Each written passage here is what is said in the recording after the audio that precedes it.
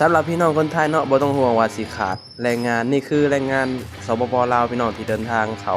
มาทำงานอยู่ที่ประเทศไทยเนาะนี่คือกลุ่มที่ถูกต้องตามกฎหมายประเทศไทยพี่น้องมีบัตร MOU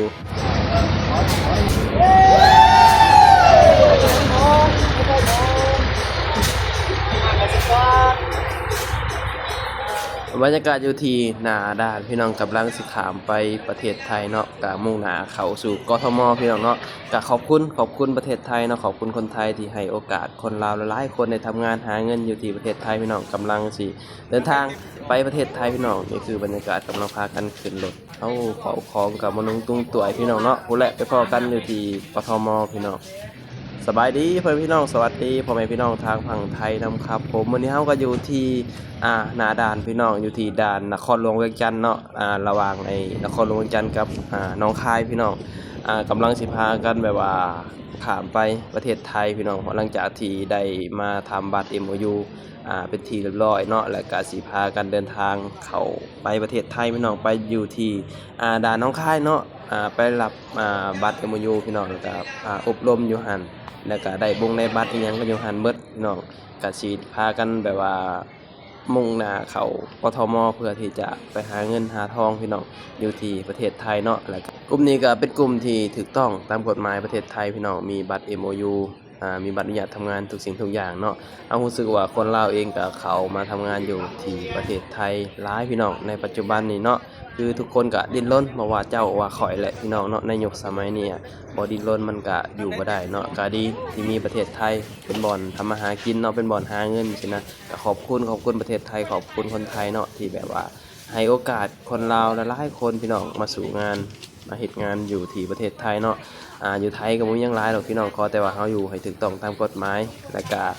ทำหน้าที่ทำงานให้ดีเนาะแล้วก็ทำหน้าที่ตัวเองให้ดีแค่นั้นเองพี่น้องตั้งใจเก็บเงินตั้งใจแบบว่าหาเงินหาหยังแบบสิให้นะเพราะว่าทุกคนก็ดิ้นรนเพื่อสิ่งเดียวกันพี่น้องตอนนี้ก็กำลังสิแบบว่า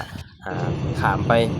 ด่านหนองคายพี่น้องตอนนี้ก็ฮอดด่านหนองคายเป็นที่เรียบร้อยพี่น้องแล้วก็เฮาก็สิรอแบบว่าเซ็นบัตรอีหยังก็สิไปบอนที่ศูนย์อบรมพี่น้องเพื่อที่จะไปรับบัตรแรงงานหรือว่า MOU เนาะก็คือแบบว่าทำบัตรมันก็ใช้เวลาพี่น้องหลายขั้นตอนเนาะกว่าจะได้บัตรก็บ่แม่นง่ายพี่น้องหลังจากที่เฮามาจากด่านแล้วเฮาก็สิมาศูนย์อบรมที่แบบว่าอบรมรับบัตรรับหยังนะพี่น้องตามขั้นตอนของการทำบัตรอนุญาตทำงานของประเทศไทยไปเช่นนั้นพี่น้องนี่คือบรรยากาศเนาะเข้ามาในศูนย์อบรมก็สิมารวมกันในนี่แหละพี่น้องก็สิมาแบบว่ารับบัตรรับหยังกันอยู่นี่เนาะคือแล้วได้บ่นี่เลยไปเช่นนะก็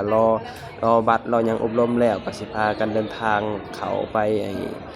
กรุงเทพพู้นแหละพี่น้องเพื่อ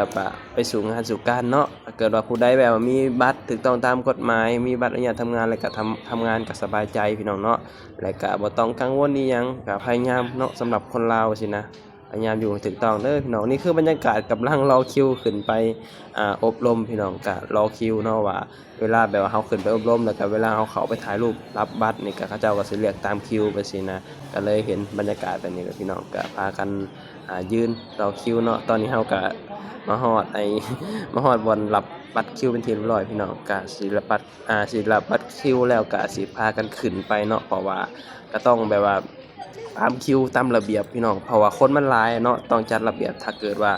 บ่จัดระเบียบมันก็สิวุ่นวายพี่น้องหลังจากที่เฮาจะขึ้นไปอบรมแล้วก็เขาเจ้าก็สิเรียกตามบัตรคิวเขาไปถ่ายรูปเพื่อที่จะรับบัตรอนุญาตทำงานพี่น้องเนาะเดี๋ยวเบิ่งบรรยากาศนำกันตอนนี้เฮากำลังแบบว่าขึ้นมาอยู่ที่บ่อนที่อบรมแล้วก็บ่อนที่เฮาจะถ่ายรูปรับบัตรอนุญาตทำงานพี่น้องเนาะทำบัตรก็ถือว่าค่อนข้างที่จะหลายขั้นตอนอยู่พี่น้องเนาะเพื่อที่จะแบบตรวจสุขภาพเพื่อที่จะอบรมเนาะนี่คือเขามาบนศูนย์อบรมอาจจะบ่ได้ถ่ายให้เบิ่งเบิดรายละเอียดพี่น้องครับสิประมาณนี้แหละพี่น้องเนาะการทำบัตร MOU เนาะแต่สำหรับคนที่เคยเฮ็ดแล้วก็อาจจะฮู้นะแต่คนที่บ่เคยเฮ็ดอาจจะแบบว่างงๆแหน่ก็บ่มีหยังหลายเด้อพี่น้องก็มาตามคนอื่นน่ะตามบริษัทเพราะว่าก็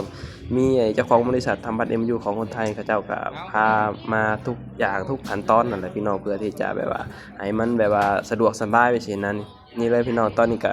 กำลังสิเข้าไปถ่ายรูปเพราะว่าจะรับถึงขั้นตอนสุดท้ายแล้วรับบัตรอนุญาตทำงานนั่นเองเนาะ ลังจากที่แบบว่าเฮาได้รับบัตรอนุญาตทำงานพี่น้องก็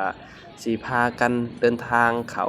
ไปในกทมพี่น้องเพื่อที่จะไปทำงานทำการเนาะนี่คือบรรยากาศศูนย์อบรมอยู่ที่ด่านน้องคายพี่น้องบรรยากาศพี่น้องเบิ่งจนค่ำอ่ะแม่เพื่อมันสิได้อ่ะเพราะว่ามันคนหลายพี่น้องคนได้ว่าเป็นพันน่ะพันยอมรับว่าคนเฮ็ดบัตร MU หลายพี่น้องเนาะแบบหลายคนเนาะเพื่อสิได้ก็บ่เป็นไงเบิ่งจนค่ำอ่ะตอนนี้กำลังสิทุ่มหนึ่งแล้วพี่น้องตอนนี้เจ้าของบริษัทเขาเจ้าก็สิเรียกไอ้ประชุมพี่น้องว่าบัตรเฮาแบบใช้จังได๋แบบสินะมันเป็นจังได๋สินะเดี๋ยวเฮาก็ไปฟังนำกันพี่น้องว่าเขาเจ้าสิว่าจังได๋เบิ่งไปเสียก่อนเด้อ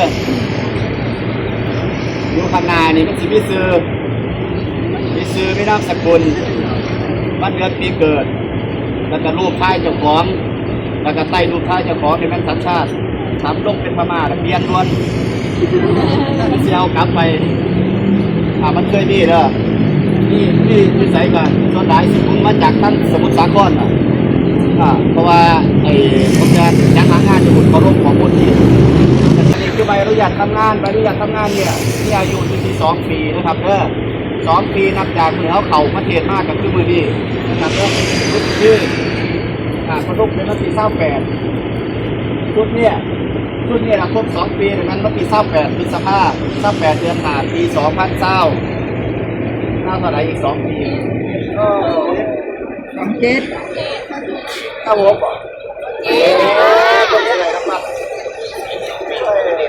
โอเคเนาะเข้าใจตรงกันเนาะเพราะว่าตัวอยู่คุณเลยเพราะว่าใบอนุญาตทำงานเนี่ยสัญญาทั้งหมดละแม่น4 ปีเด้อจากนี้ไปนับจากมื้อนี้เป็นต้นไปทุกคนที่ยืนหยุดนี่เป็นแรงงานที่ถูกต้องตามกฎหมายเรียบร้อยนะครับเด้อหลังจากที่เขาได้รับใบอนุญาตทำงานไปใบอนุญาตทำงานชุดนี้ต้องฟังประเทศต้นทางฟังดาวไทยมา4 ปีเต็มเรียบร้อยแต่ว่าฟังไทยเนี่ยถามมาเพิ่งจะให้มา2 ปีก่อนส่วนอีก2 ปีไปต่อเพิ่มเติมปลายทาง2 ปีหลังนี่เราจะไปต่อเพิ่มเติมอยู่ในเขตจัดหางานพื้นที่ที่เจ้าของอยู่กรุงเทพมหานครผู้ว่ามีจัดเขตพื้นที่จัดหางาน10 เขตพื้นที่ฉะนั้นแล้วผู้ใดอยู่เขตไหนเราไปต่ออยู่เขตนั้นส่วนผู้ใดอยู่ที่ต่างจังหวัดก็ไปติดต่อที่จัดหางานจังหวัดนั้นๆนะครับเด้ออีก2 ปีหลังพอครบ4 ปีเข้ากับกลับมาหนีมาอีกรอบนึงนะครับเนาะผู้ใดว่าท่านได้พ่อหรือว่าผู้ใดพ่อแล้วก็มาอยู่บ้านเนาะตอนนั้นจอบัตรปลายชีวิตเนาะผู้ใดพ่อไว้ก็ได้เพื่อไว้ผู้ใดพ่อซ่าก็ได้เพื่อทั้งหลังนี่แหละโอ้เลยนั้นเชื่อกันสิ้นเดือนนี่ก็สิพ่อได้บ่จังผู้ตายนะครับว่าบ่แน่ได้มาเพิ่มโชคดีกับสิ่งนี้อาจจะเป็นผู้เยอะที่สุดเป็นสิ่งที่บ่แน่นอนกันอยู่ในตัวสีน้ำเงินเนี่ยก็คือเมื่อสิ้นสุดของวีซ่าเฮาสิเป็นวันที่28พฤษภาคม2027สังเกตนะครับว่าถ้าผู้ใดบ่เข้าใจฮอดมื้ออยู่ไปกี่กว่านะครับวีซ่าก็สิเบิดมื้อใดให้สังเกตอยู่จุดนี้ตอนนี้หานักเรียนมันกำไอ้น้อยก็อันนี้มื้อนึงบางเทื่อไอ้บางรอบอาจสิเป็นวันที่28มันก็เป็น27ก็มีเพราะฉะนั้นแล้วให้เอาวีซ่าเป็นอีกเกณฑ์เพราะว่าวีซ่านี่เพิ่นปรับมื้อละ500 บาทนะครับเด้ออย่าลืมเด้อขาดบ่ได้ปรับมื้อละ500 บาทเพราะฉะนั้นจุดนี้เป็นจุดที่วีซ่าเฮาแค่10 จุดให้ทุกคนสังเกตจุดนี้เด้อข้างล่างเป็น e วีซ่าเพิ่นตั้งคำว่า e วีซ่าให้ท่านดูนะครับเด้อ e วีซ่าบางคนอาจใช้ตัวบางคนอาจสิใช้ปากกาเขียนเอาแต่นี่เพิ่นใช้ตามว่าคำว่า e วีซ่าอันนี้คือวีซ่าทำงานของเราครับเนี่ยคือการขึ้นตัวนี่มีเสน่ห์ครับปั๊มวีซ่าทำงานมีเสน่ห์แต่ก่อนน่ะติดเพิ่นหน้านึง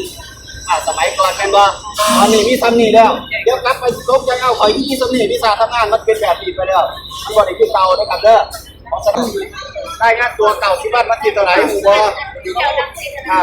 เอาเก่ามาวันที่เท่าไหร่มื้อนี้ให้สิบอกพี่แม่วันที่เท่าไหร่29 เดือน 5เจ้านัดพบไป2 มื้อ29 เดือน 5ยกอีกที่นัดไป3 เดือนเดือน5 8เดือน8บ่เดือน8เดือน5ต้องเป็นเดือน8เด้อเดือน8ก็คือเดือนสิงหาวันที่29ให้นัดพบมา2 มื้อเป็น27 สิงหาได้งานตัว90 วันครั้งที่1ถ้าผู้ใดไปเองมาอีวีซ่ามื้อนี้ต้องมีคิดโตไปนำเด้อครับ ถุงมาพี่มาโอ้แล้วโอ้แล้วไงโอ้แล้วไง วิ่งคือที่บ้านใหญ่ที่จะไปเอาไปแก้วเนะไป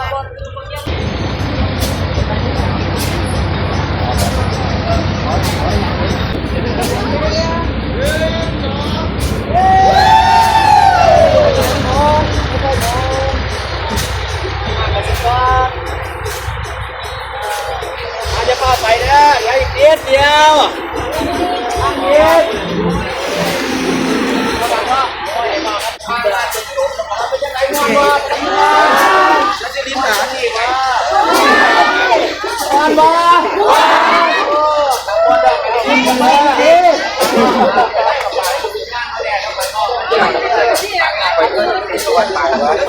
ได้แล้ววะ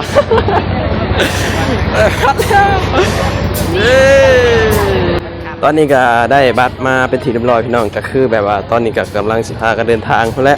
เข้าไปในกทมพี่น้องไปลุยงานเต็มที่เลยบ้าเลยเนาะทำงานทำการก็สบายใจเลยพี่น้องคลิปนี้ก็สิปิดคลิปแล้วเนาะขอบคุณพี่น้องหลายที่เสียสละเวลาเข้ามาเบิ่งมาชมพอกันคลิปหน้าสบายดีสวัสดีครับผม